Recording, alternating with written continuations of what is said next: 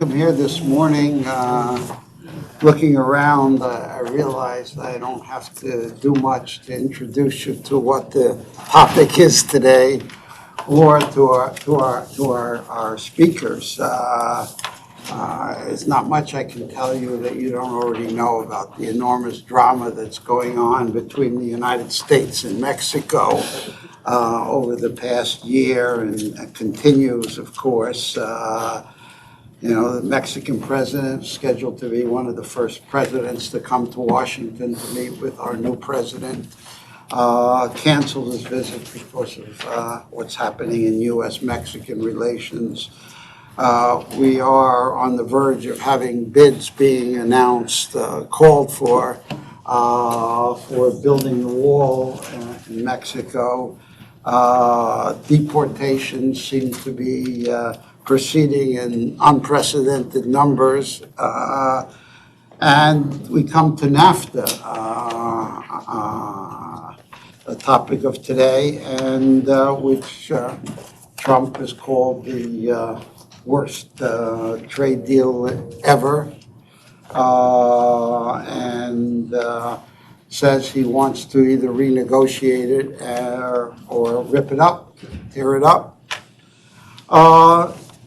But in many ways, and I don't know if our speakers will agree with this, but NAFTA is somewhat the easiest issue on the agenda, I think.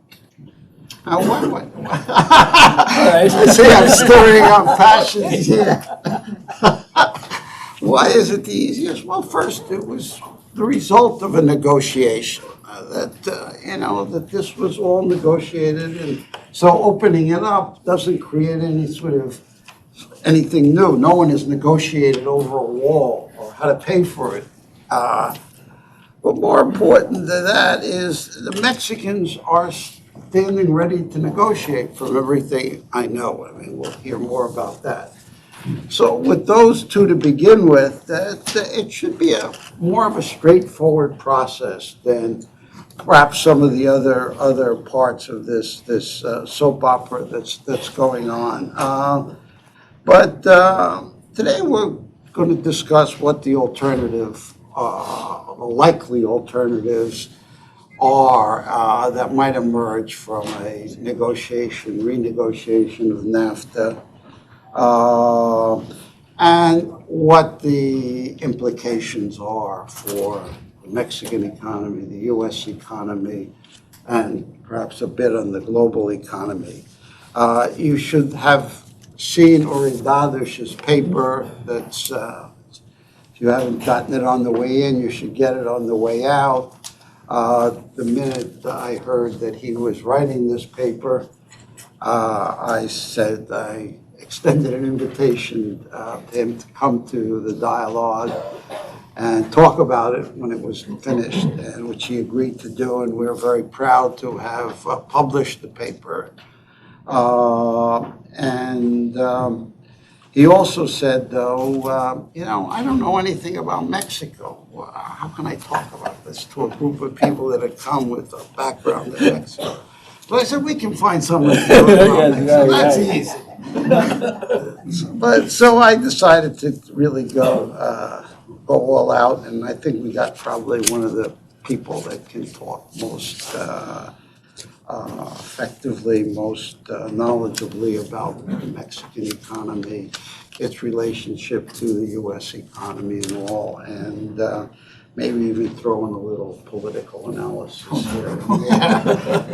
But in any event, like I say, I don't think either of our two speakers really needs much of an introduction. Uri Dadush worked, what would you call yourself, I guess, sort of an observer, an analyst of global things, mainly the global economy, international trade. He was the head of the international trade division at the World Bank for a while, international economic program at Carnegie, and is now with the Bruegel Institute and the OCP Policy Center in Morocco. and has written, what, 6, 7, 8 books or so, or is that, or is it in double That's digits? what I put on my. That's what I put on my CV. So it's in double digits already. And Santiago Levy has been a member of various administrations in Mexico. He ran their Social Security Institute. Rumor has it that he was a pioneer with the conditional cash transfer programs. He's now at the Inter-American Development Bank, Vice President for Sectors and Knowledge, which is a rather big encompassing part of the bank. And he too writes books. I'm not as sure of how many you've written, but in any event, I think we have two of the people that if I had to choose them initially to talk about NAFTA and where it might be headed. Uri, why don't you start us off what you see as the alternatives, and then you can say, that's all wrong, if you want. Right. Well, thank you very much, Peter, and good morning, everybody. Thank you for coming on a Monday morning. So I'm very glad, very happy to be here, and especially to be with two good friends who I admire very much as being very smart people and very nice people, Peter and Santiago. So I'm going to be very brief because I was asked to be very brief, but I'm also going to be mindful of Alfred Marshall's caution, which is that every short statement about economics is misleading, with the possible exception of the present one.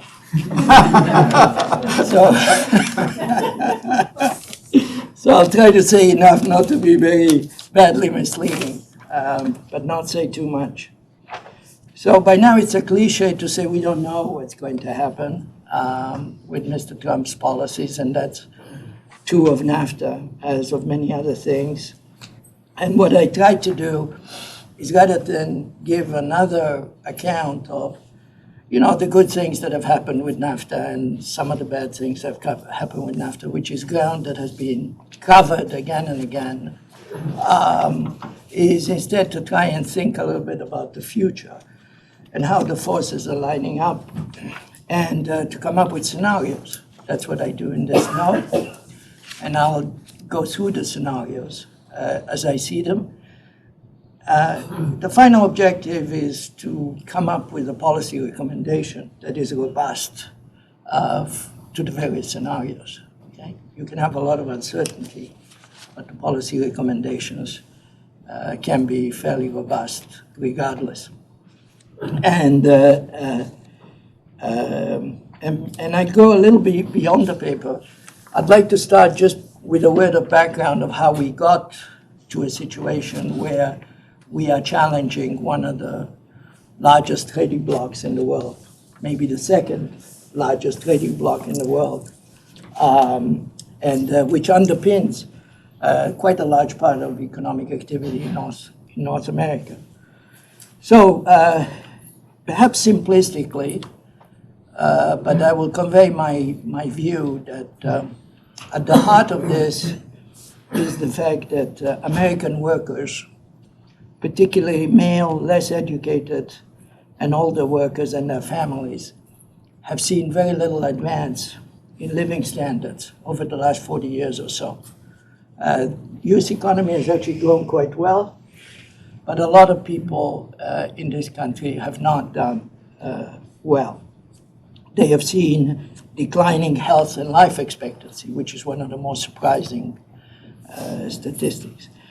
And rightly or wrongly, many of these people blame immigration and trade, and particularly trade with Mexico and China, for their problems. And President Trump succeeds in part because he articulates these concerns. Okay, that's not the only base that he has. It's a much broader story, but that's the core of his base. And not only that, he's very determined to act on these concerns. His focus is on bringing back good jobs to America, And in his worldview, this requires reducing bilateral trade deficits. And the $50 billion goods and services trade with Mexico is a good place to start. Okay? Now, as economists, and Santiago will confirm, we can criticize this view from every possible angle, including the fact that bilateral trade deficits really don't matter that much, including the fact that the trade deficit with Mexico is overstated because in value-added terms, it's much smaller. And the fact that Mexico exports a lot of energy, oil, as I understand it. Anyway, so that oil would have to come from somewhere, et cetera, et cetera. We can do that, but that's not the purpose. Here, the question is, how likely is he to succeed in this endeavor? And there, critical is the collaboration that you will have from the House and Senate Republicans.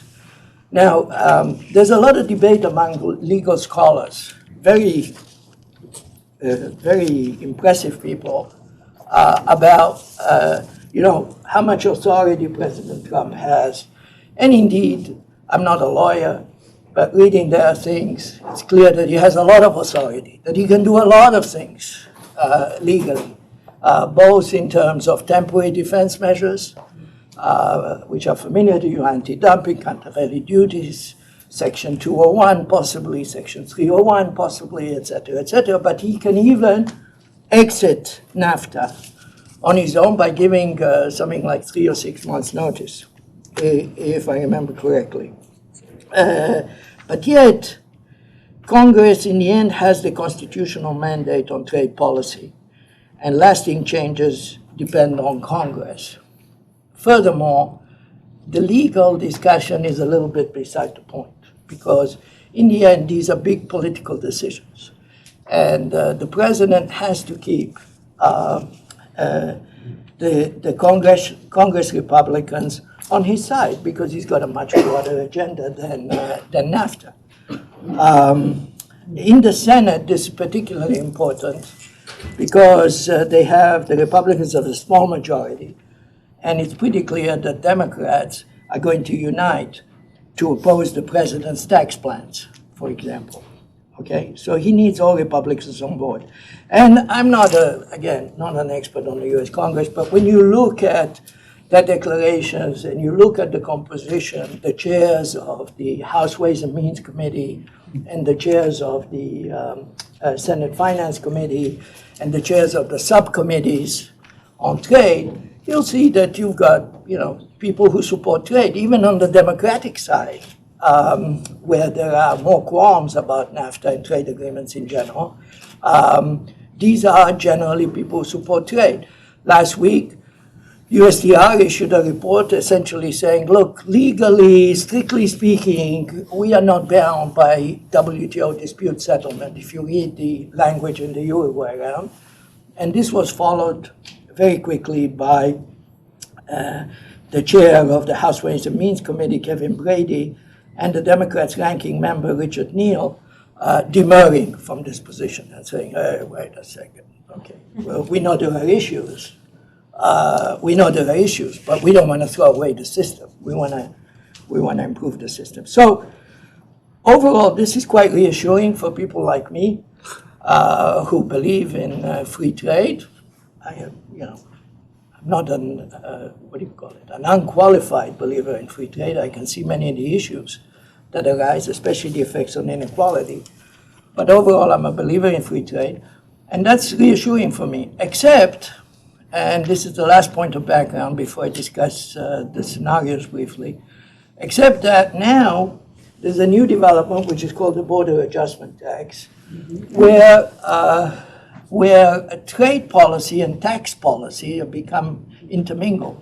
Now, traditionally, as somebody who studied developing countries like Santiago, I've always been aware that in the US, tariff policy is one thing, tax policy is another, because tariffs represent an almost negligible part of government revenue.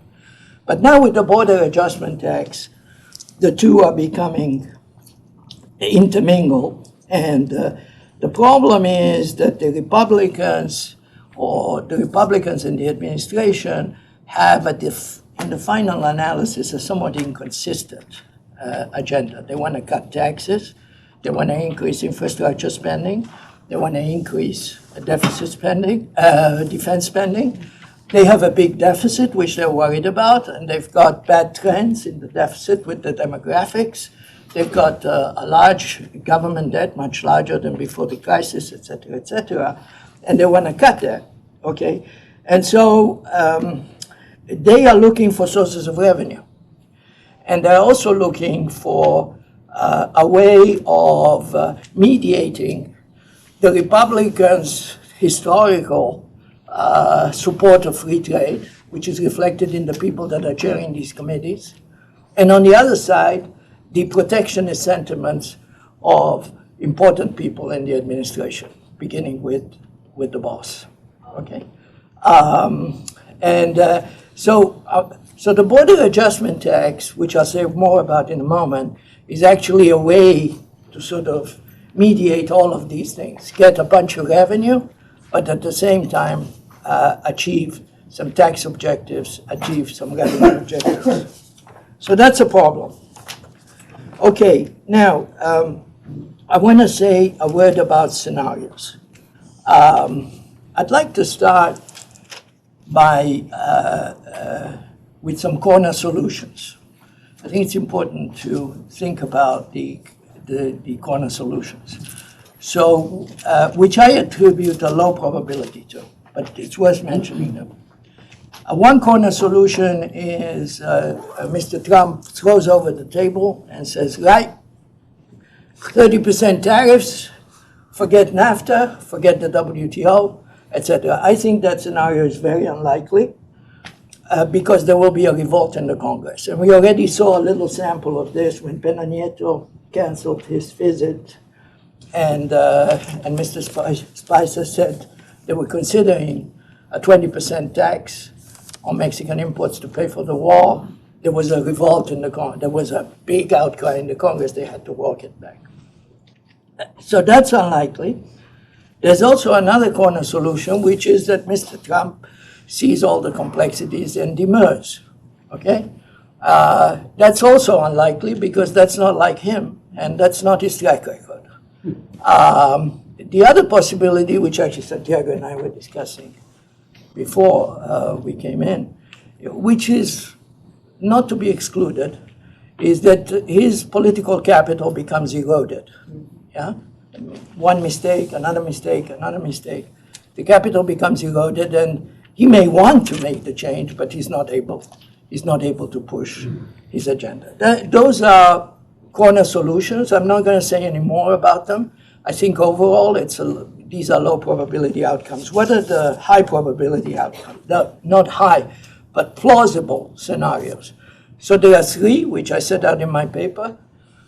One is because people talk about NAFTA 2.0, the first scenario I talk about is NAFTA 0.9. NAFTA 0.9 is a trade agreement that is less liberal than the current NAFTA. The second is NAFTA 0. This is where negotiations break down. And the third is NAFTA BAT. NAFTA BAT is where NAFTA changes or doesn't change, it doesn't really matter, but the border adjustment tax is introduced, okay? And so I'm quickly going to go through each of these, just very quickly. NAFTA 0.9 is essentially an agreement where there's a real negotiation. You reform NAFTA, do a lot of good stuff, some of which is in the TPP, some of which, e-commerce, intellectual property rights, labor standards, environmental standards. These have all been agreed already, right? It's just that it was jettisoned. And some other stuff that people have been talking about for a long time. Energy collaboration, border collaboration, liberalization of services in transportation and in telecommunications. There's a lot of stuff that is good stuff that can be done. But at the same time, of course, the U.S. negotiators are not coming for that. they're coming to basically reduce the trade deficit, the bilateral trade deficit, to put it in a nutshell. Okay, so that's where negotiations are possible on rules of origin to make them tighter, even perhaps to make them extreme in the sense that you could say, at the limit with rules of origin, that's not going to happen. But at the limit with rules of origin, you can say 100% of what we import from Mexico has to be exported by the United States. Okay, technically you could do that. Of course, that's not going to happen. But just to be aware that there's a lot of games that you can play with the rules of origin. Certainly you can close off NAFTA from the rest of the world by raising the value-added requirement even higher than it is now. Not going to go into details. The other thing you could do conceivably, Santiago will say this is impossible, but I will mention it. I haven't talked to Santiago about it, but I know what he's going to say. The other possibility is that we agree to somewhat higher tariffs. So how high can the tariffs go? Well, you could, for example, agree that they will take them to the MFN applied level of the United States, right? I mean, it would be inconceivable to have a trade agreement where you have higher tariffs than the MFN. And that's 3%, okay? It's not nothing.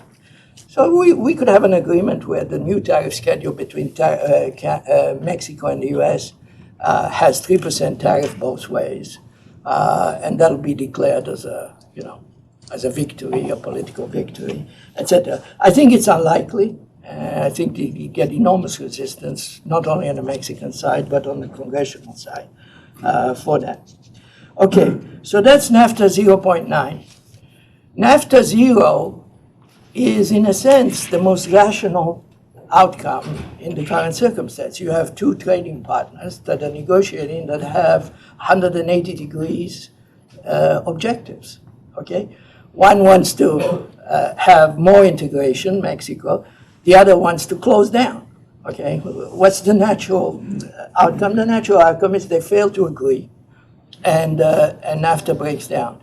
What is interesting about NAFTA 0 is there's a general perception that this is terrible for Mexico.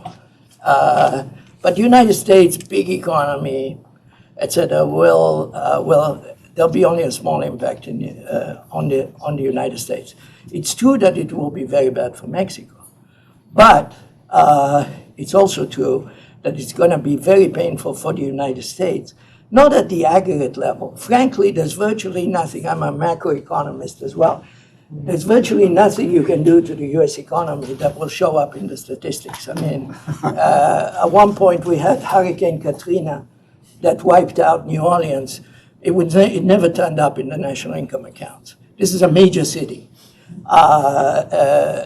etc. So, okay, I'm exaggerating a little bit, okay? But in terms of international relations, very little can show up in the numbers. However, of course, when you look at specific sectors and specific states, you're going to have very big impact. And farming, Texas, 37% of their exports go to Mexico. The automobile industry, just to quote a few. Furthermore, the mechanics of the breakup of NAFTA under WTO rules are such that United States can only raise its tariffs to about 3%, which is the MFN applied level. Mexico can raise its tariff to 8%. Okay? And in agriculture, its MFN tariff, applied tariff, is 20%. This means that in specific sectors, you're going to have a very significant impact because of these tariff increases. Not only that, Mexico has free trade agreements with Europe, and it has a free trade agreement with Japan, and it has a free trade agreement with a few other countries. Europe and Japan are direct competitors of the United States. So now what we're going to have is you're going to have a situation where you have very substantial preference erosion of U.S. exporters in some specific sectors.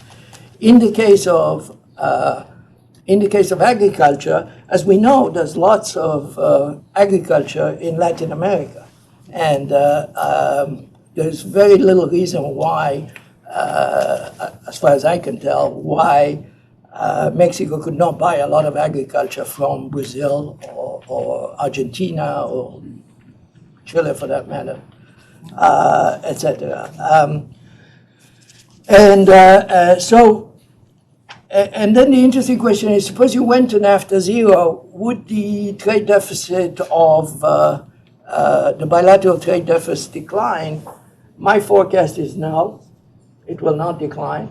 It will not decline in part because the US is engaging in substantial fiscal stimulus. It's growing rapidly anyway. It will not decline because the dollar is strong, has been strong for a while. And it will not decline because the peso is weak. And if we go to NAFTA zero, the peso may be even weaker. All right? So 2 years from now, 3 years from now, under NAFTA zero, and the difference in tariffs. So under NAFTA zero, 3 years from now, we could be looking at a bigger trade deficit vis-a-vis Mexico. Okay, so one way to get around all of these problems is to institute the border adjustment tax. And the border adjustment tax is part of a much broader tax reform plan espoused by House Republicans, which entails lowering the corporate income tax from 35 to 20% in effective terms on average, and changing the way the corporate income tax is calculated. How is that? Under the border adjustment tax proposal, if you import, you can no longer deduct that for income tax purposes, okay? And if you export, you will no longer have to declare those revenues for income tax purposes, okay? So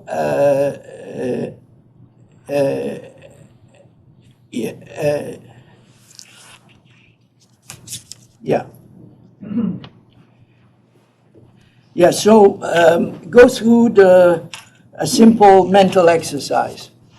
What will it mean for trade with Mexico, which I do in my paper?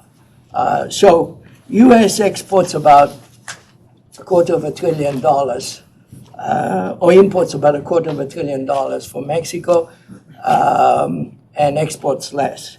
So the border adjustment tax revenue associated with U.S. imports from Mexico will be about $50 billion a year. This $50 billion a year is essentially taking the form of increased corporate income taxes on U.S. companies that are importing from Mexico.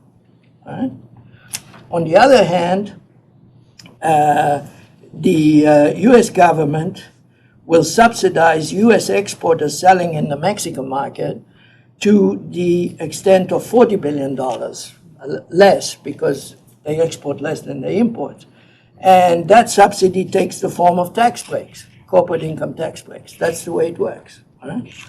And sure enough, $10 billion is left over for the U.S. Treasury to run, to pay for other stuff like the defense buildup, or to pay for the wall. And so politically, this works. Okay. So as I say in the paper, it's inevitable in my mind that this will be challenged in the WTO.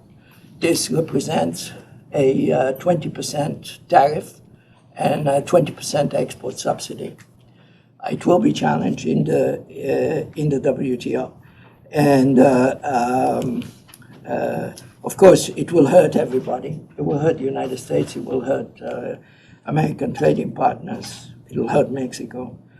The argument in its favor, this is not crazy. This border adjustment tax is not crazy. It comes from Alan Auerbach, who I've known since student days, who plays the guitar very well, by the way. But he's also an absolutely first-rate public finance specialist. And Martin Feldstein, who I also have known for a long time, who's one of the smartest economists around. And there are many reasons that they propose this. It comes from a long academic literature. I'm not going to go into it now, nor do I have all the expertise. But the key assumption that they make is that it will not distort trade because it's going to have a corresponding impact on the exchange rate. Okay, so the exchange rate will essentially, the dollar exchange rate will appreciate under this theory exactly to offset the effects of the border adjustment tax. So it is not trade discriminatory, and therefore it could pass the WTO test. Well, anybody who follows the dollar exchange rate knows, well, nobody with a straight face can say to me, including, I believe, I haven't asked them, Alan and Monty Feldstein, will say to me with a straight face that if I enact the border tax this year, next year, the dollar will appreciate by 20%. Okay? I just point to the fact that the dollar effective exchange rate has appreciated by 25% in the last 2 years without, as far as I know, any change in tax and tariff policy. Okay? So it's a nice theory, and there are many other things I could say about it. It would be very damaging for the WTO. It would make it almost impossible for the WTO to monitor discriminatory practices across the world. Okay, I can go into that during questions if you're interested. Okay, so yeah, there's also an argument that it just offsets the VAT, which in Mexico, Canada, which is charged to imports but is not charged to exports. Again, that is a misunderstanding. That's not an argument, by the way, that Auerbach makes. It's false. It's a false argument because the VAT is non-discriminatory. The VAT neither discriminates against imports nor does it discriminate in favor of exports because the VAT is a consumption tax. It's essentially a consumption tax. It's just that it's collected by firms in function of their value added, but they don't pay the tax. And so the consumer is completely neutral because he pays VAT whether he's importing or he's using domestic product. And the producer is neutral because he does not pay VAT, period. He collects VAT, but doesn't pay it. Okay, so that's it. All right, so in conclusion, I'm sorry if I've gone too long. Each of these scenarios deserve careful consideration, and each have different implications for countries. Okay, in my paper, I go at some length to talk about implications for different countries. Here, in this forum, I'll just say what I think Mexico should do. Number one, Mexico should aim for 0.9, NAFTA 0.9, do their best to get the NAFTA 0.9. In my view, that's the best they're going to do. The second is they should prepare for NAFTA 0. They should not exclude the possibility of NAFTA 0 and prepare for it. And number three, of course, preparing for NAFTA 0 means improving their connections with the rest of the world in all directions. There are many possibilities there. The NAFTA BAT, border adjustment tax, is the most dangerous for Mexico, Canada, and the United States. And for that, the Mexicans and the Canadians should team up with other American trading partners, beginning with the European Union, which has already made a statement that they will challenge BAT, to say, look, if you put BAT, we will retaliate. And this hopefully will deter companies that are pushing hard for BAT, like Boeing and Caterpillar, from being so enthusiastic. And the retaliation need not only take the form of WTO challenge, which can take many years, but you can put countervailing duties and then let the United States challenge those countervailing duties and wait 4 or 5 years for the WTO to decide. I'm a free trader. Last thing I want, in fact, I don't sleep well at night some nights, is a trade war, okay? But I go back to, what you learn from history, that sometimes the best way to avoid a war is to deter it by threatening, by the counter threat. And the essential challenge facing the Mexicans, and not only the Mexicans, but just about everybody else, is how do you affect the political calculus in the United States with respect to the border adjustment tax? Because it's right now, it's on the edge. The strong forces for, strong forces against. I think a statement by the Mexicans, the Canadians, the Europeans, the Chinese indeed, that says, look, if you do that, all bets are off. Thank you very much, Uri. Great beginning. I think you've given Santiago a lot to respond to. And I'm sure he'll thank you for that at some point. So, Santiago. good morning, everybody, and thanks to Peter for inviting me, and it's always a pleasure to share some space with Uri. So, I won't speculate on the political dimensions. I mean, I think Uri probably has said as much as I would have said. So, what I think might be useful is to focus a little bit on Mexico, and then focus a little bit on the U.S. and forward take that from there. Let me begin by saying this. This might surprise you. If you take the last 20 years, the country of Latin America that has grown the least is Mexico, with the possible exception of Venezuela, for which the data is not so clear. So with the possible exception of Venezuela, the country that has grown the least over the last 20 years has been Mexico. So this sort of puts in perspective the fact that NAFTA, yes, has been a very important part of the Mexican economic story over the last 2 decades, but certainly from the Mexican perspective, NAFTA has not increased the growth rate, nor was it supposed to. The point that I want to make here is that there are deep structural issues in Mexico, not associated with NAFTA, that have been impeding growth in Mexico for the last 2 decades.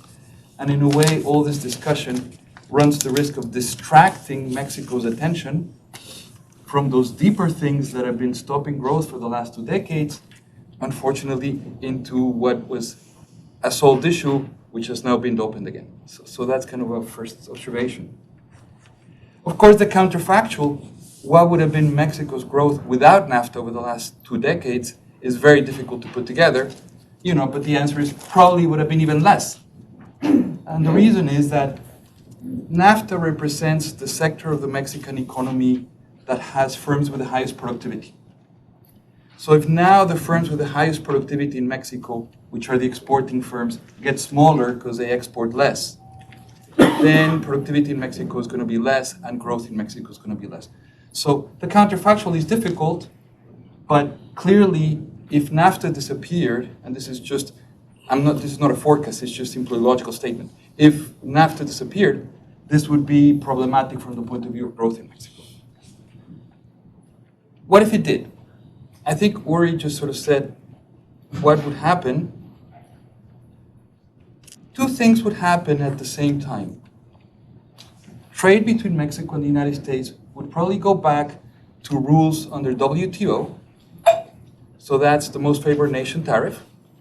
The tariff that the US would put on Mexican imports would be anywhere in the order between 3 to 5%, 3.5%, 4%, depending on the trade weight, but it would be a 3 to 5% tariff.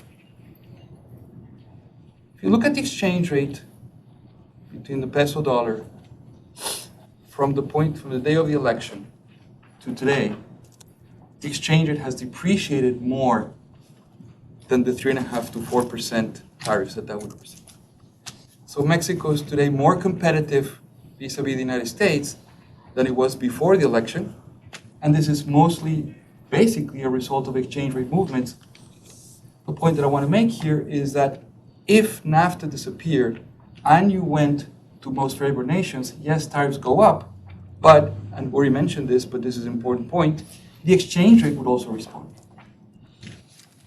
And the exchange rate response could potentially offset the tariff movement.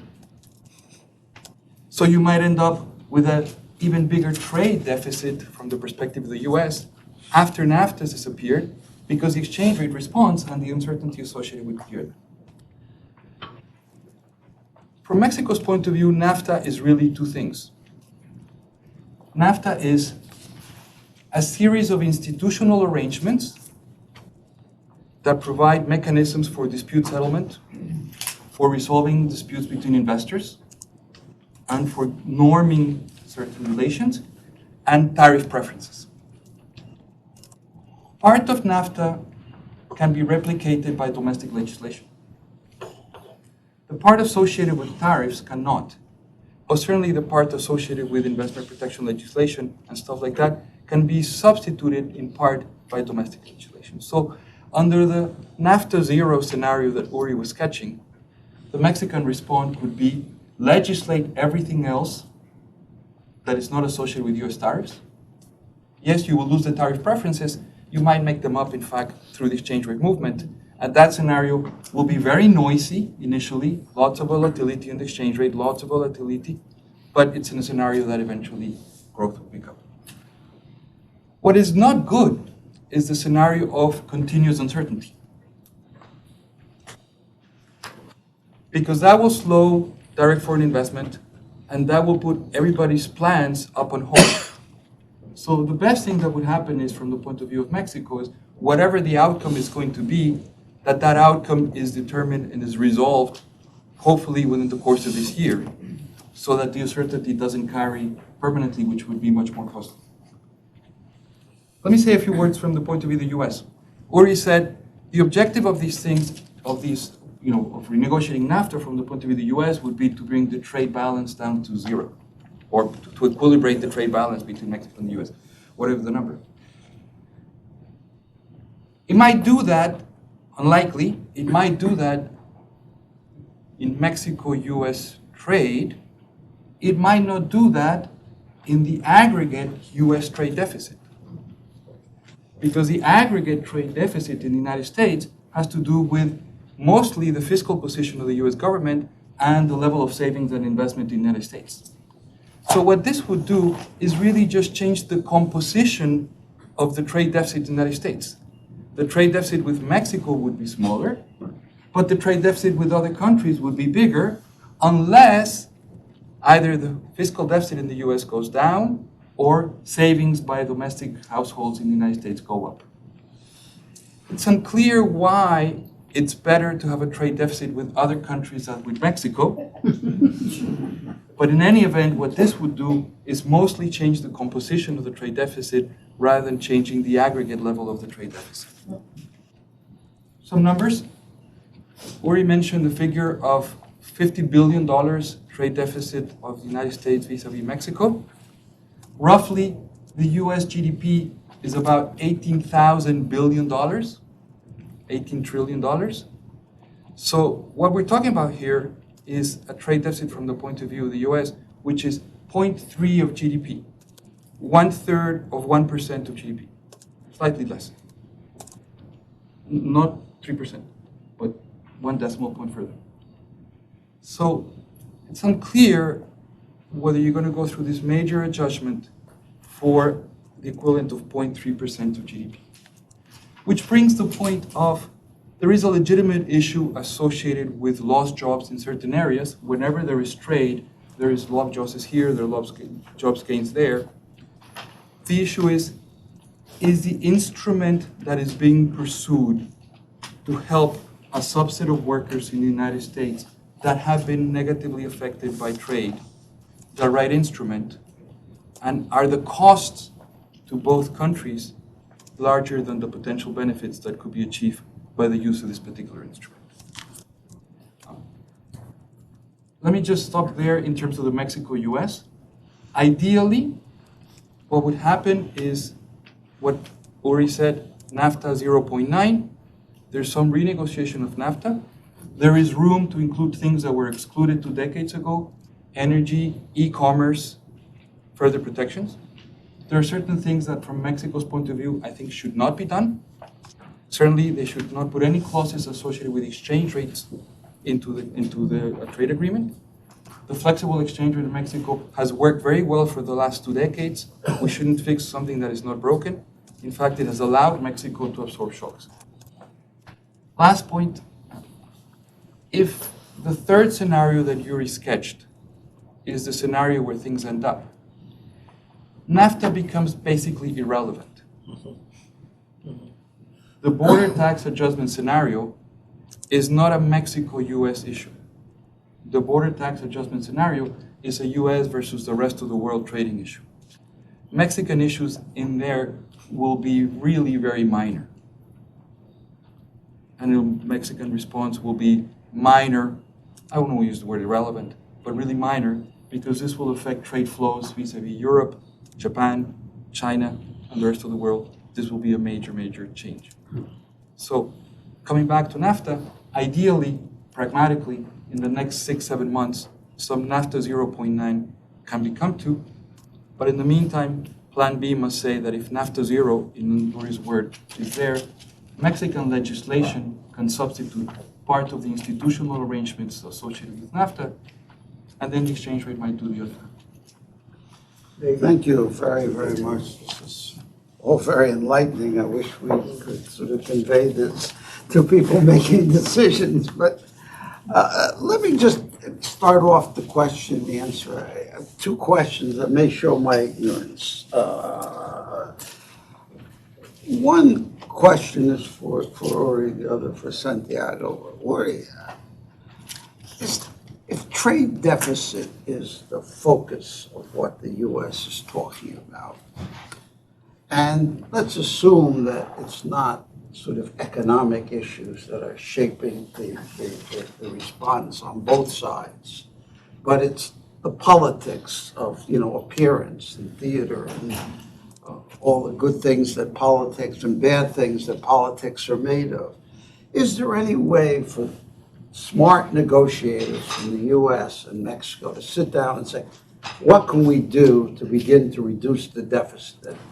Trump, after 6 months, can announce the deficit has declined by 10%. After a year and a half, he says it's declined by 40%. We're now sort of making this a fair arrangement. That's the second question, Santiago, is you sort of saw NAFTA as sort of probably a slight benefit to Mexico's growth, but not.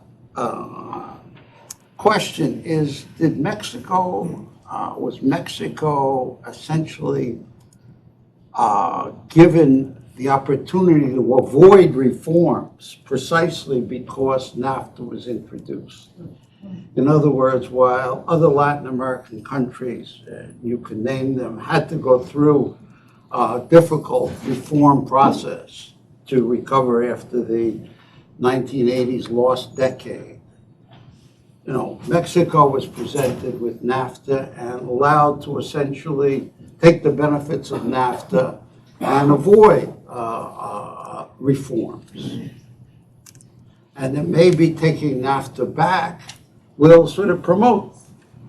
I just sort of put that in. Uri? Yeah, so a couple of things. One is, if there was a really positive negotiation, you could think of, as I said, many of the things that are in TPP, etc., being included in there. A general atmosphere of positive, and a positive atmosphere would itself be helpful for the trade deficit because it would eventually lead to an appreciation of the Mexican peso. So that's part of the story. Within that discussion, there may be, I'm not familiar enough with Mexico to take a strong view, but there may be a lot of non-tariff barriers in Mexico. Okay?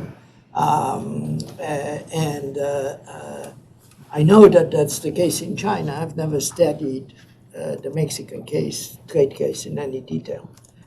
I think a negotiation that sort of said, well, here are the 10 top non-tariff barriers that are impeding Americans from selling in Mexico, and which has been done many times before, like with Japan. This has been an ongoing thing. With China, has been an ongoing thing, and I'm sure there's been some discussion of it on Mexico. That I think would be part of the positive atmospherics. At the end of the day, I agree with Santiago. There's only so much you can do on the bilateral trade deficit in a situation where the United States is increasing its spending in a major way, which is planned, and cutting taxes, increasing infrastructure spend. I mean, some of this is going to spill over onto Mexico. The Europeans are assuming in their forecast that they're going to get a nice boost from the fiscal stimulus in the U.S., so the Mexicans will too. And also bear in mind, we haven't mentioned this, that Mexico is different from the other big bilateral surpluses of the United States. The big bilateral surpluses vis-a-vis the United States are China, Japan, Germany, and Mexico. And the first, so, yeah. Anyway, No answer. panic. Yeah.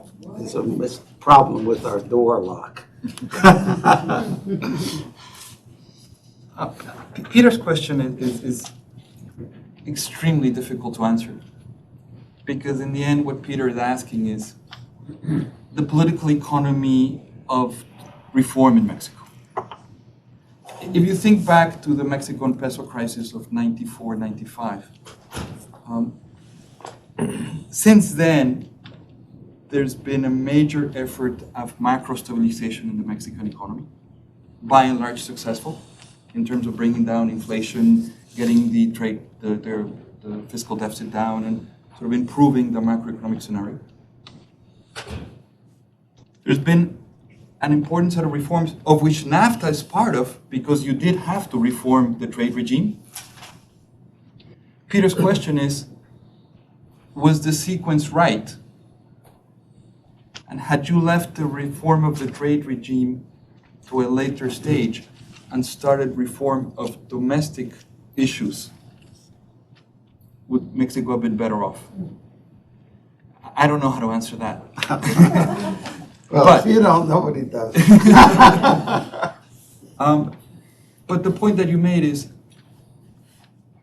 what this might do is it will realize that with or without NAFTA, highlight that with or without NAFTA, there's still many other internal issues that need to be tackled, and that now the urgency of doing so is increased. Thank you. We're going to open it up for questions. I'm going to take 2, 3, 4. Why don't we start on the right? Since Welby Lyman from Walmart. Okay. Welby Lyman from Walmart. Mexico is already, and other countries are already making steps to diversify their trade relationships and their trade negotiations. One country with which I haven't heard them propose or start to act upon actively is China. They're the only Pacific Alliance country that doesn't either have a trade agreement, Peru, Chile, or be in the process of negotiating a trade agreement with Colombia. How important would a Mexico-China engagement be at this stage? Their factor endowments aren't so different, so I guess from a theoretical perspective, maybe not as much, but from a strategic perspective especially, how important would it be? They're negotiating with Turkey, some of the factor endowments are the same there. thank you. Mike? Mike, get him the mic.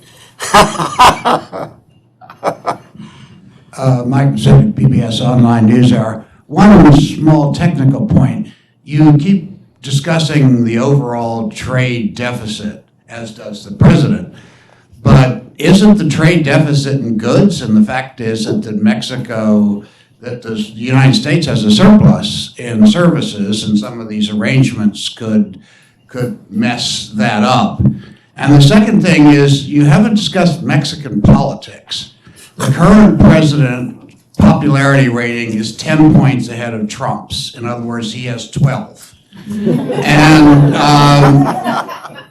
And there's an election coming up in a year. I mean, what kind of political, and the guy who's ahead at the moment promises to undo some of the very reforms that you're talking about. So where is Mexico in terms of a negotiating position? Monica, why don't you? I was going to touch on those questions, so I guess I'll change my question to the point that you, Santiago, made about FDI. Who are you? Who are you? I'm Monica DeBoli from the Peterson Institute for International Economics.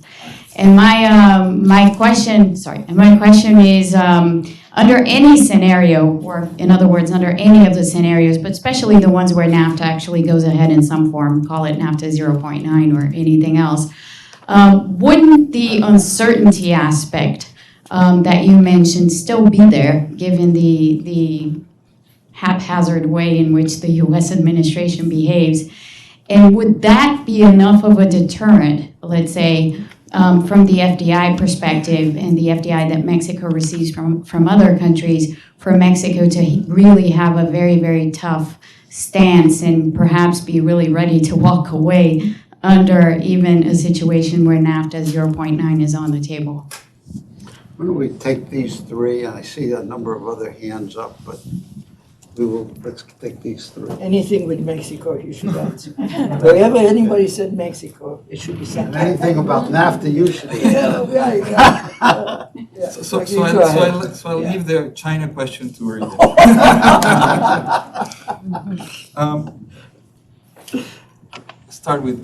Start backwards.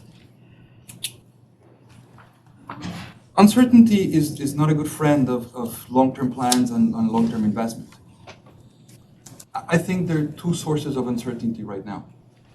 One is from the NAFTA, whatever is going to be the negotiation. But a larger one is the tax reform in the US. And again, that NAFTA is kind of a secondary issue there.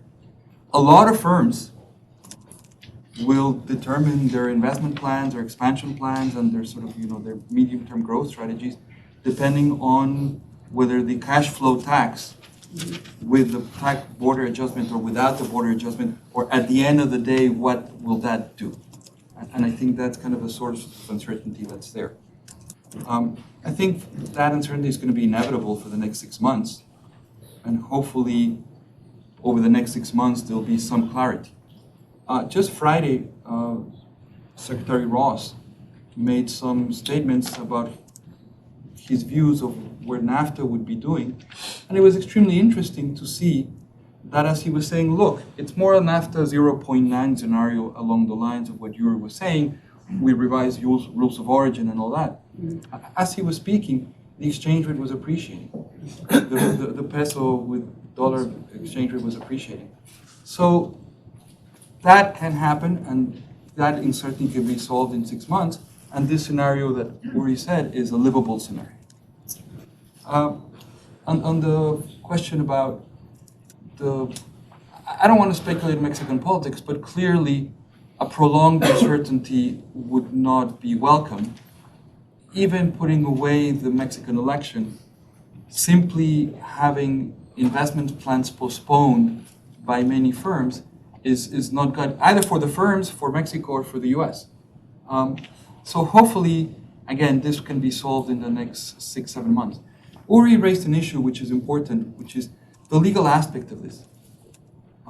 It's not clear whether if NAFTA is renegotiated, it has to go back to be ratified by the Mexican Senate and by the US Congress, or is it just sufficiently small technical adjustments that this can be done at administrative level without going back to Congress? The scenario, these have to go back to the Congresses of the 3 countries, is a much more complex scenario because the timing of that gets prolonged. Yeah, so first of all, on the services question, the trade balance that I mentioned, the 50 billion, is goods and services. So there is a surplus that the US has in services, but it is not enough to offset the deficit in goods.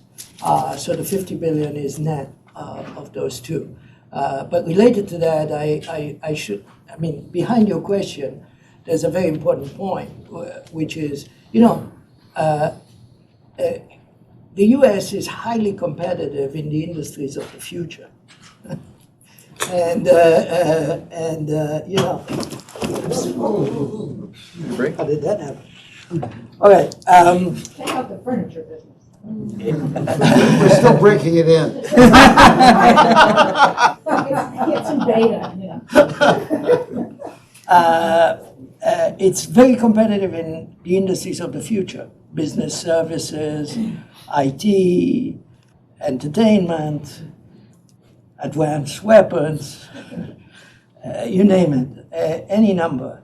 And Mexico is a fast-growing, well, reasonably fast-growing, and could grow faster, developing country with a lot of people. So there are a lot of areas where United States will benefit from Mexican markets in the future, as for many other developing markets. The point about China, I have to tell you, China is not a good substitute for the United States as far as Mexico is concerned. Mexico, correct me if I'm wrong, exports manufactures and oil, right? Am I right? Yeah. Correct. And that's the bulk of what that's what they export. Oil they can sell anywhere, and which is one of the paradoxes about the deficit, by the way, because not like the United States, doesn't need the oil somehow. Or one day it may not need the oil, but then the deficit will go down automatically. And the rest is manufacturers. And the Mexicans I know, because I do know a little bit, the Mexicans see the Chinese as the most direct competitors, and they are, because the two economies are competitive, and in fact, arguably, they've become more competitive because China's per capita income has been increasing and now resembles much more a high middle income country, which Mexico is, than it did some years ago. Which is not to say, there are not going to be some opportunities in China, Mexico. Of course, there are going to be some opportunities, but the natural complement to the United States, the natural complement to Mexico is the United States. It's not China. Let's go to this side of the room. Go ahead. Hi, Lenny Berliner, Energy Farms International. Hi. I listened to your question about other countries seeking to better understand the political calculus in the United States when it comes to trade discussions. And I think it's important that perhaps you can assist them by doing some investigations and some analysis that break out the effects of proposed trade agreements on different groups in the United States, because the BAT, for example, is really much generated from a problem with the inversions, so-called, Yes. of the very large publicly traded companies with large offshore holdings. These are companies that, if they have trade with Mexico, it is a very, very small portion of their activities. On the other end, you have the Trump base, which are people and places where, look, there has been assistance for trade adjustment since the 1960s, and they haven't managed to adjust. And this goes to state and municipal level problems. And, it's not something I think that can or should be addressed in these kinds of negotiations, because it is a rearguard action. It's a micro question that has to be addressed through other policies. It's personal opinion. Who you don't hear from, and where it would be beneficial, I think, to have some analysis that would support, and that is the small and medium enterprise in the newer sectors of the economy, and some of the traditional ones, like smaller agricultural companies, will be seriously affected by changes in NAFTA, for instance. Lenny? So that's something that I would like to see coming out is some analysis focused on the small business and private business, because that's the bulk of the U.S. economic engine. Lenny, there's 3 other people that are waiting now. Okay, fine, but let me finish the Go sentence. ahead, Paul. You're famous, Peter, for not letting me finish. Thank you. Paula. You're famous, Peter, for being a wonderful host. And Okay, you're finished. That's right. And I thank all 3 of y'all for this wonderful discussion. Superb. Canada hasn't even been mentioned. Would you just tell me, I know in the whole macroeconomic world we live in, none of this really matters. But that being said, we are talking about the NAFTA, and does it matter whether this is a trilaterally negotiated or a bilateral negotiation, both for the 3 countries and for the world? Barbara, you're going to be next after, okay. Well, Got it right there? just turn to your right when you're finished. Barbara Stallings, Brown University. I've got a quick question for both of you. Santiago, you have mentioned several times now that there are a set of structural reforms that Mexico should undertake regardless of NAFTA. What are the main ones you have in mind, and how would this have importance for Mexico? Uri, I was at a NAFTA seminar a couple of weeks ago here in Washington, and an economist who specializes in Mexico says there's about to be a change in the way the U.S. trade deficit is calculated, so that goods that come into the U.S. to be exported to Mexico are now counted as U.S. exports. Take those away and the trade deficit gets bigger. Is that true, and what difference will it make? Oh, I'm Another sorry. one? Yeah, I'm sorry. Go ahead. Okay. Such an interesting question. Okay, Wolfgang Muno, Germany, currently fellow at Johns Hopkins University. Thank you for this interesting discussion. I would like to ask about the EU-Mexican agreement, which is currently debated. What could be expected from that? There is already an agreement, and what made Mexico so interesting for Europeans was being part of NAFTA. So what could be expected if you think of the German big investment in automobile industry, Volkswagen, Audi, and the big factories? What made them being interested in Mexico was having the possibility to export easily to the US. So what could be expected by a new agreement? Thank you. We have one more question. And I'm political scientist, not economist, so Yeah. you can give me a basic. I'm going to take one more question because she's been very patient, and but make it short. Thank you very much. I was Sergio Garcia from the Mexican Embassy.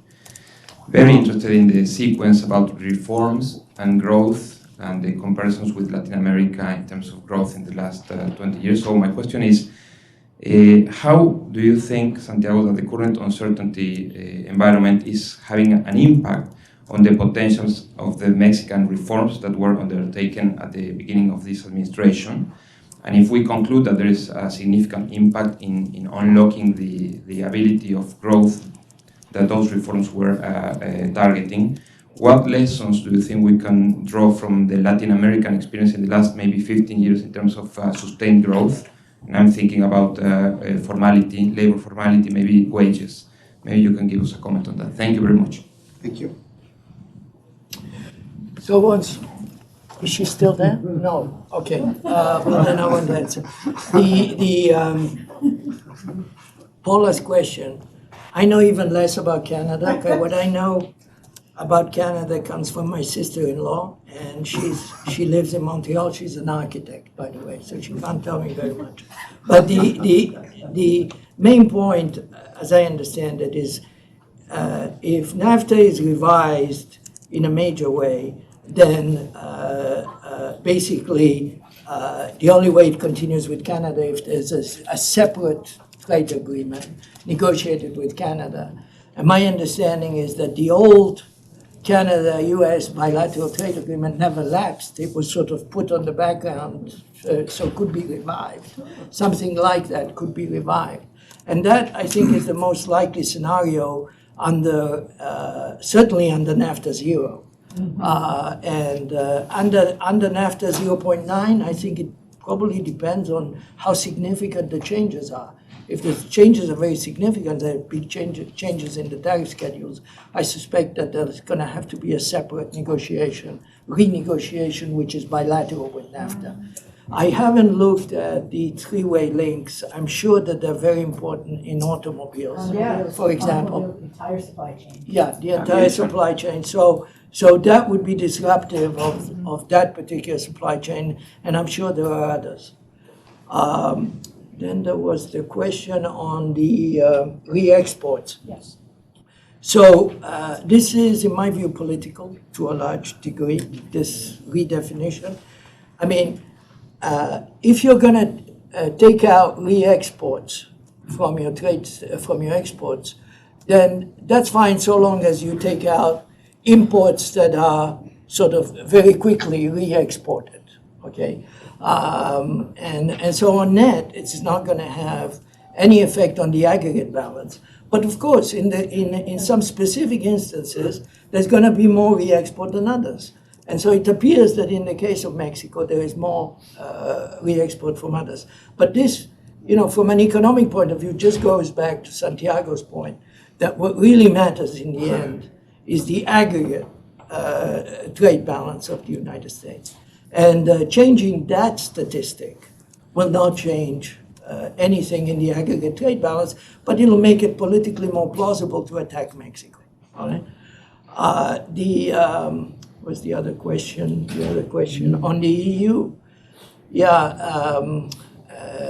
So there are significant impacts for European producers. So there are a lot of European producers that have based themselves in the NAFTA space, and which are trading in parts and final products.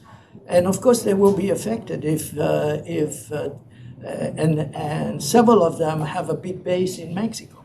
So if we go to a NAFTA 0, they will be affected in terms of their production here. However, from the point of view of exports from Europe, NAFTA 0 may actually be a positive for them, very simply because the Europeans and the Americans are not giving each other preference. The Mexicans and the Americans are no longer giving each other preferences. So it's good for the exports from Europe. It's not good for the for investors, direct, like BMW, for example, direct investors in Europe. If you change the rules of origin under 0.9, then that's going to be bad for European exporters, but good for foreign direct investors here. So you have to look at the specifics of the agreement, okay, in order to see the impact. But it is significant, and they do have a stake in it. Of course, if we move to the border adjustment tax, as Santiago said, that's a global issue, and it will affect the Europeans. There was another question? No, I think I did. Your first questioner is back. Oh, the first question is back. I just want to say, I agree we should have that. I think the distributive effects of all these trade agreements have not received sufficient attention. I think they should get more attention. There is a lot of evidence which has emerged in recent years that these effects are significant, very significant in some instances, that they last for a long time, and that well, there's a basic argument which I think is correct, which is when you get to very low levels of tariffs as we have at the moment, actually changing them one way or another has big redistributive effects compared to the direct effects or welfare aggregate effects of liberalization. Anyway, that's a technical point, but yes, very important. Santiago? So on the question about what are the reforms, Marshall's point that Uri mentioned at the beginning applies here. But basically, the labor market in Mexico doesn't function very well. About 6 out of every 10 workers in Mexico work in the informal sector. And about 7 out of every 10 firms in Mexico are informal firms. Very small, very unproductive. Understanding the why has been a long debate, but until that's fixed, Mexico is not going to grow very fast. Because even if you have a large set of firms exporting in NAFTA and all that, relative to the size of the whole Mexican economy, they're not big enough to pull the rest of the economy forward. And on the question on the reforms by President Peña Nieto, I think these are two sort of parallel tracks.